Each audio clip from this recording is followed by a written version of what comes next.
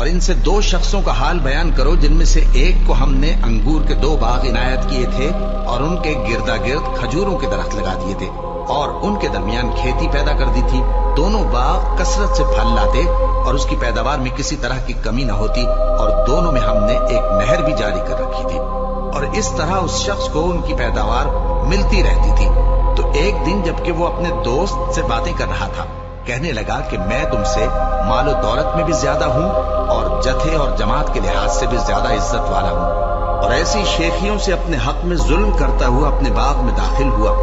کہنے لگا کہ میں نہیں خیال کرتا کہ یہ باغ کبھی تباہ ہو اور نہ خیال کرتا ہوں کہ قیامت برپا ہو،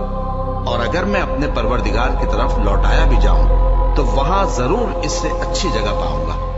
تو اس کا دوست جو اس سے گفتگو کر رہا تھا کہنے لگا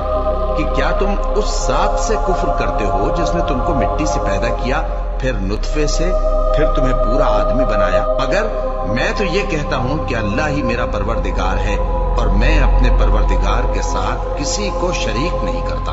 اور جب تم اپنے باغ میں داخل ہوئے تو تم نے ماشاء اللہ لا قوت الا باللہ کیوں نہ کہا؟ اگر تم مجھے مال و اولاد میں اپنے سے کمتر دیکھتے ہو تو عجب نہیں کہ میرا پروردگار مجھے تمہارے باغ سے بہتر عطا فرمائے اور تمہارے اس باغ پر آسمان سے آفت بھیج دے تو وہ صاف میدان ہو جائے، یا اس باغ کی نہر کا پانی گہرائی میں اتر جائے تو پھر تم اسے تلاش نہ کر سکو، اور اس کے میووں کو عذاب نے آ گھیرا اور وہ اپنی چھتریوں پر گر کر رہ گیا.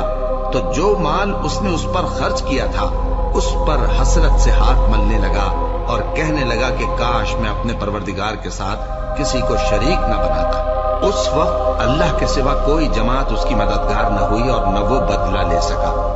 یہاں سے ثابت ہوا کہ حکومت سب اللہ کی ہے. جو معبود برحق ہے وہی بہترین ثواب عطا کرنے والا اور بہترین انجام لانے والا ہے. اور ان سے دنیا کی زندگی کی مثال بھی بیان کر دو کہ وہ ایسی ہے جیسے پانی جسے ہم نے آسمان سے برسایا تو اس کے ساتھ زمین کی پیداوار مل کر نکلی، پھر وہ چورا چورا ہو گئی کہ ہوائیں اسے اڑاتی پھرتی ہیں، اور اللہ تو ہر چیز پر قدرت رکھتا ہے.